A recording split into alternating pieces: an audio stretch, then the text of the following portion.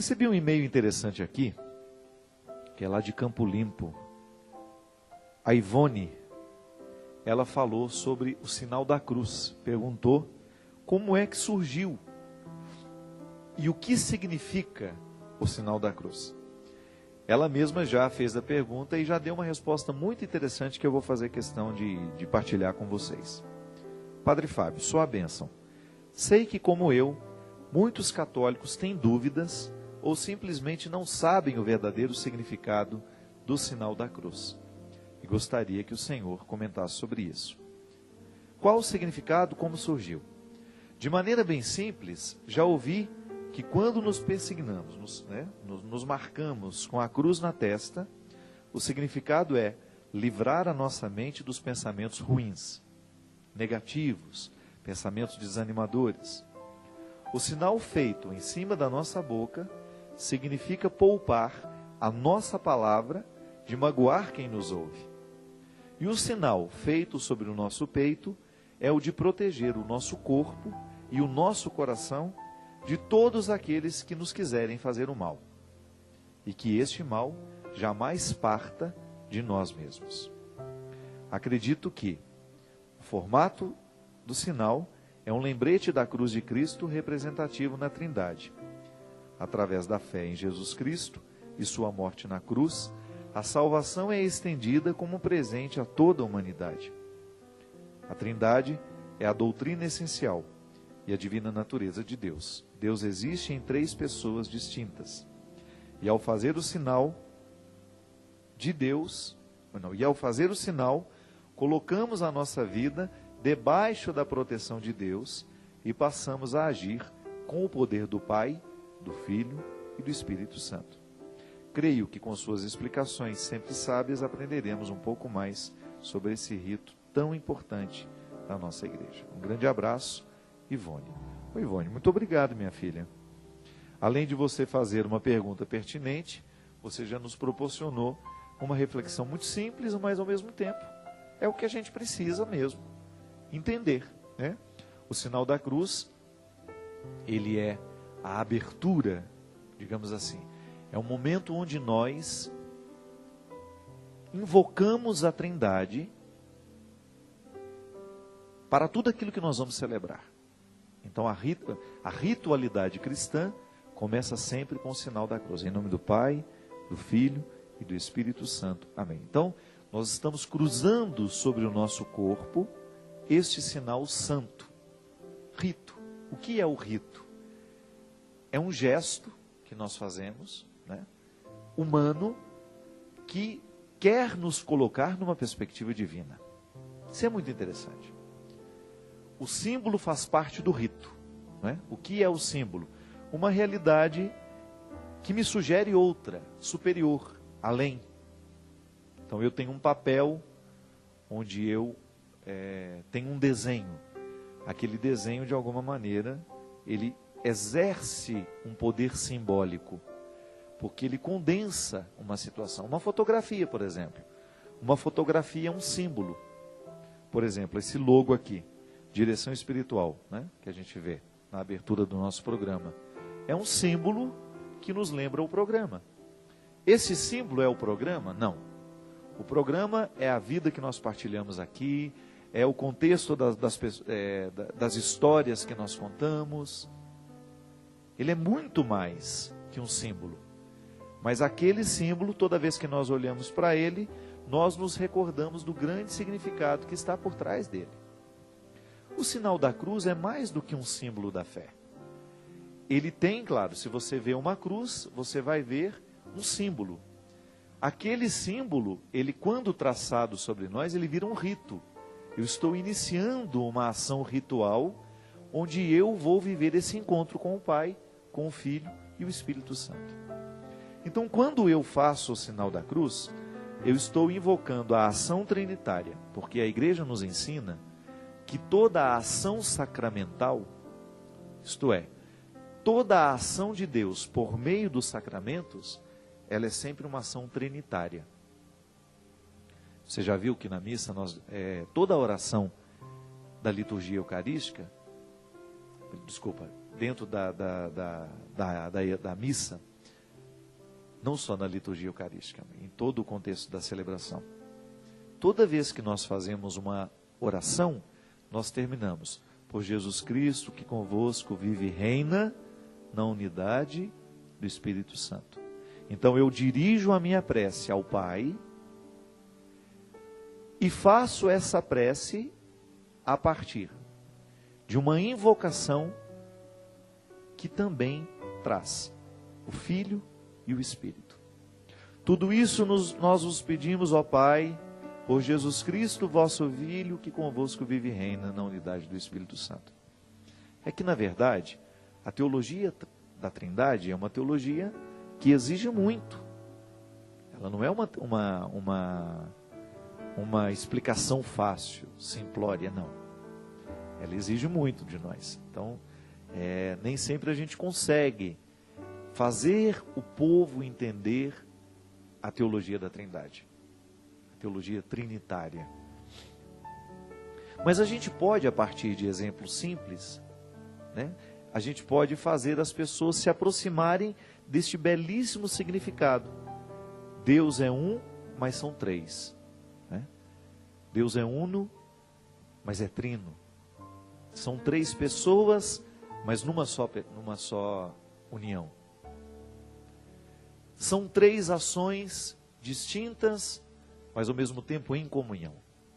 Aí você vai tendo os desdobramentos dessa teologia, que a gente precisaria de muito tempo para poder falar, sem correr o risco de provocar equívocos na compreensão das pessoas. Mas um fato interessante é que são três pessoas em uma só. Então nós entendemos que a união entre o Pai, o Filho e o Espírito Santo é que faz com que a vida da igreja possa acontecer e caminhar. Mas nessa Trindade, as pessoas têm missões específicas.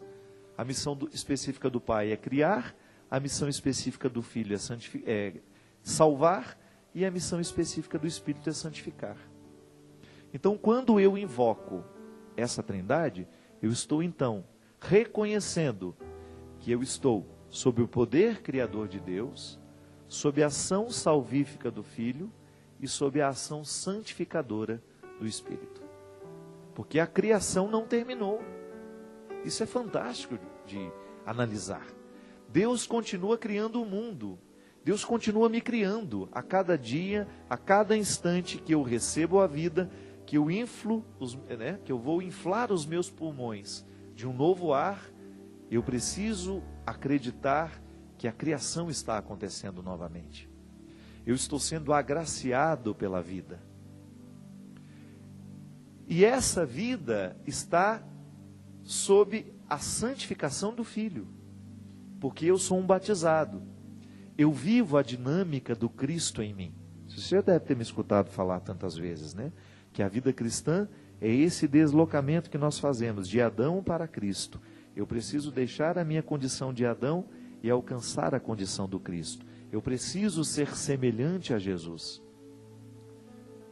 E essa aproximação é a minha salvação. Quanto mais semelhante eu sou a Jesus, mais salvo eu estou. Aceitando essa salvação na minha vida. Eu estou redimido de todas as minhas misérias. E quem é que faz essa salvação acontecer em mim? A ação do Espírito que me conduz para a conversão. Então o Filho me salva e o Espírito me santifica. Então, fazer o sinal da cruz é a gente invocar que nós vamos iniciar o desejo, um rito que vai nos aproximar de toda essa situação. A cada missa nós somos novamente criados, salvos e santificados. Não é tão complicado assim, né? É uma teologia linda que eu particularmente acho de uma riqueza insondável. Quanto mais a gente mergulha no mistério da Santíssima Trindade, mais a gente descobre a prevalência deste mistério, que não é segredo, né? Mistério não é o mesmo que segredo. É um mistério, isto é, precisa ser reverenciado, não pode ser banalizado. E Deus nos deixa conhecer este mistério à medida em que nós dele nos aproximamos. Então é interessante a gente identificar que A conversão nos aproxima do mistério. Mas o que significa isso? Aproximar-se do mistério é ficar familiarizado com ele. Não é ser estranho mais a ele. Então é você sentir que o processo de Deus na sua vida está ficando familiar. Deus não é mais estranho a você. E aquilo que Deus lhe propõe, aquilo que Deus lhe pede, já é escutado com mais facilidade. Você sabe, minha gente, que às vezes eu encontro pessoas que a maior dificuldade que elas têm é justamente não saberem ouvir o que Deus quer delas. Porque falta familiaridade. Se a gente não tem uma vida de oração, se a gente não tem uma vida de meditação, que é tão necessária nos dias de hoje, né? Se a gente não tem uma vida de contemplação, a gente vai ter muita dificuldade de compreender Deus. Porque Deus precisa dessa sensibilidade humana para acontecer. Deus pede a minha sensibilidade humana. E à medida em que eu tenho uma vida de oração, à medida que eu participo dos sacramentos, que eu conheço a sua palavra, que eu a medito, eu vou me aproximando deste mistério. A vida espiritual é isso, né? É você aproximar-se do mistério de Deus. Não é que você quer resolver, não é que você quer desvendar, não. É que você quer ficar familiarizado com as coisas sagradas. Porque quando a gente está familiarizado das coisas sagradas, com as coisas sagradas, a gente vai saber identificá-las melhor. O nosso discernimento vai ficar mais aguçado. A gente vai ter mais facilidade de perceber Deus, de ouvir a sua voz, de ouvir o que Ele nos pede, de ouvir o que Ele nos propõe. E Ele nos propõe o tempo todo, né? Eu encontro com as pessoas e eu escuto. Eu sinto que Deus me pede para tratá-las bem. Eu sinto que Deus me pede para ter paciência com elas. Se eu acato esse pedido de Deus na minha vida, eu vou construir uma relação saudável com a pessoa. Se não, minha filha, eu corro o risco de me tornar uma pessoa diabólica, mesmo tendo a cara de santo. Né? O respeito ao outro, tudo isso são sinais de Deus. O tanto que eu tenho de Deus no meu coração, não é o que eu vou contar para você que tenho, não. É o que você vai perceber na minha atitude. As nossas atitudes revelam se Deus vive em nós ou não. O que a gente fala, né? O que a gente escolhe dizer, o nosso comportamento, a maneira como nós vivemos, tudo isso vai demonstrar se nós estamos próximos deste mistério, se nós estamos familiarizados com o Senhor ou não. De nada vale eu ter um discurso se a minha prática é contraditória. De nada vale eu dizer que amo a Deus, que eu amo a humanidade, se na hora em que eu estou com as pessoas eu não as respeito, se eu calunio, se eu faço fofocas, se eu falo mal, não é? É aí que a gente se mostra. É nessa hora que a gente vai dar testemunho, de fato, do que a gente crê. Eu sempre peço a Deus essa graça, sabe? Tenho muitos defeitos, tenho muitos limites, mas eu quero ser íntimo do Senhor. Eu quero ser familiar, sabe? Eu quero participar deste mistério o tempo todo. Porque eu sei que isso é uma garantia de ser um ser humano melhor. Se eu me aproximo do mistério do Senhor, se eu faço questão de viver em Deus, eu vou ter mais facilidade de perceber os meus exageros, os meus erros, os meus ciúmes, as minhas mesquinharias, aquilo que nem sempre é nobre dentro do meu coração. Né? É tão fácil crescer ervas daninhas dentro de nós, é só a gente se descuidar. Descuide de você um dia e você corre o risco de no outro dia amanhecer pior. Cuidado com o nosso coração. É por isso que Jesus falava: vigiai e orai. O reino de Deus está próximo. Mas é interessante que essa palavra de Jesus também pode ser compreendida como: o reino de Deus, ele vai chegar à medida em que você for capaz de construí-lo.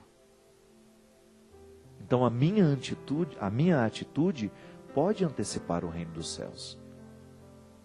É por isso que a gente tem que rezar muito pela comunhão, que nós tenhamos comunhão dentro da igreja.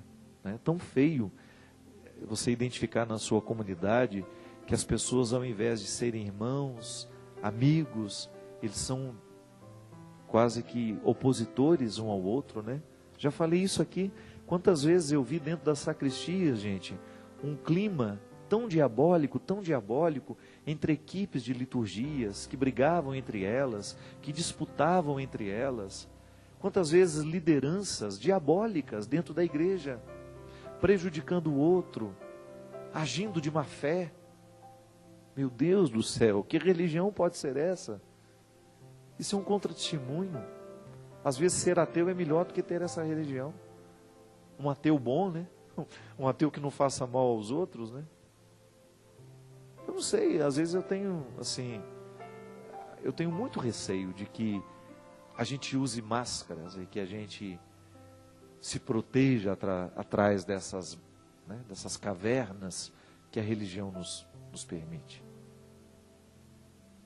Os nossos santuários, as nossas edificações, as nossas igrejas, tudo isso, minha gente, não tem sentido se esse santuário não está construído dentro de nós. Se dentro do nosso coração há um santuário preparado para o nosso irmão. De nada vale a igreja bonita, se dentro do nosso coração também não existe uma igreja bonita. Fico vendo aqui a nossa luta para fazer erguer a igreja do Pai das Misericórdias aqui na Canção Nova, né? Você já deve ter ajudado, tanta gente ajudando. Mas de nada vale a gente construir essa igreja se o coração da comunidade Canção Nova não for tão bonito quanto ela, ou mais, muito mais. Não é?